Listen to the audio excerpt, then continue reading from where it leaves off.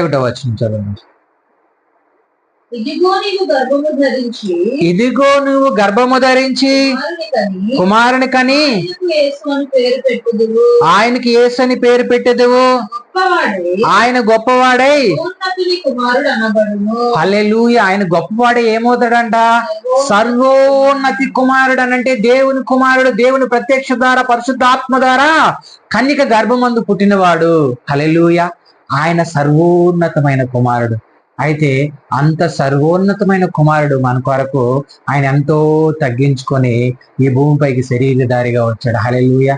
మనలో అంత తగ్గింపు ఉందా? ఒకసారి మనం జ్ఞాపకం చేసుకోవాలి. మనలో తగ్గింపు స్వభావం అనేది మనలో అస్సలు ఉండదు. కానీ ఆయన మాత్రం విడవకూడని భాగ్యం విడిచాడు. ఎందుకొరకు? నీ కొరకు, నా కొరకు. ఆయన సింహాసనం వదిలాడు.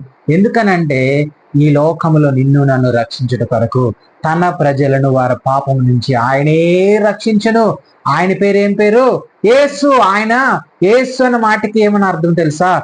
రక్షకుడు. హల్లెలూయా. ఈ రక్షకుడు నిన్ను నన్ను రక్షించుట కొరకు వచ్చాడు. ప్రభువైన దేవుడు ఆయనకు తండ్రి అయిన దావీదు సింహాసనం ఆయనకి ఇచ్చను. హల్లెలూయా.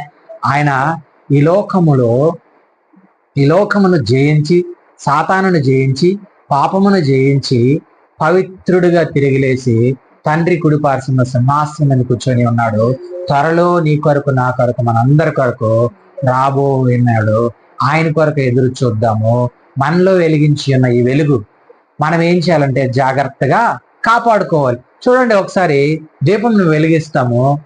అది వెలిగించినప్పుడు గాలి వస్తే ఏం చేస్తాము? మనము చాలా జాగ్రత్తగా దానికి కాపాడుకుంటాం. ఏదో ఒకటి అడ్డు పెడతాం అన్నమాట. ఎందుకు? అది ఆరిపోయిందంటే ఇంట్లో ఏమవుతుంది? చీకటిగా ఉంటది. అదే విధంగా మన జీవితంలో వెలిగించి ఉన్న ఈ వెలుగు, దానిని మనం ఏం చేయాలంటే ఈ సత్యం అనే వెలుగును మనం ఏం చేయాలి? చాలా జాగ్రత్తగా కాపాడుకోవాలి. మన ఇంట్లో బంగారము, ఆస్తులు, అంతస్తులు, వజ్ర వైడూర్యాలు ఎంత జాగ్రత్తగా ఎన్ని లాకర్లేసి దాచిపెట్టుకుంటామో, అలాగే సత్యమైన దాన్ని కూడా మనము ఎక్కడ సాతానుడు ఏదో ఒక దాంట్లో మనల్ని ఏం చేస్తాడు? ఏదో ఒక ట్రాక్ లో మనల్ని నడిపించి సత్యమునకు దూరం చేయాలన్నది వాడి ఆలోచన. అయితే ఆ ఆలోచన మనం ఏం చేయాలి? తిప్పికొట్టేలాగా ఉండాలని అంటే మనలో ఉన్న వెలుగుని చాలా జాగ్రత్తగా మనము వెలిగించుకుంటూ ఉండాలి. నీలో వెలుగు వెలుగుతూ ఉండాలంటే ఆరిపోకుండా ఏం చేయాలి? వాక్యాన్ని మనము ధ్యానించాలి, దేవుణ్ణి ప్రార్థించాలి, దేవునితో నడవాలి. అదే విధముగా చూడండి, ఆ ఒక కిరోసిన్ బుడ్డి ఉంది, అందులో మనం వెలిగిస్తూ ఉంటాం. ఆ బుడ్డికి కిరోసిన్ ఉన్నంతసేపు ఏమవుతుంది? అది వెలుగు వస్తుంది. కిరోసిన్ అయిపోతే ఆరిపోద్ది. అదే విధంగా ఒక నూనె దీపం కూడా అంతే.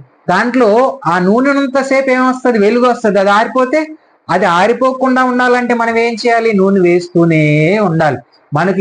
మనము ఆ నూనె ఎంతవరకు వేయాలి? దేవుడు వచ్చే వరకు. హల్లెలూయా. ఆయన రాకడ వరకు మనం ఎదురు చూస్తూనే ఉండాలి. మన జీవితంలో వెలిగించుకుంటూ మనం ఉండాలని అంటే వాక్యం అనే శరీరధారైన యేసు క్రీస్తు ప్రభువు వారైన ఆయన మరణించి తిరిగి లేస్తున్న తండ్రిని మనం ధరించుకొని మనం ముందుకు వెళ్ళాలి. ఆయన సర్వోన్నతుడైన దేవుని కుమారుడు. హల్లెలూయా. అది జ్ఞాపకం చేసుకోవాలి మనం. ఆ కుమారుడు రక్తంలో కడగబడి ఉన్న మనం అందరము కూడా ఆయన కుమారులగుటకు అధికారం అనుగ్రహించిన దేవుణ్ణి కలిగి ఉన్నాం. కాబట్టి ఆయనలో మనం ముందుకు వెళ్దాము. దేవుడి మాటలు దీవించిన దాకా.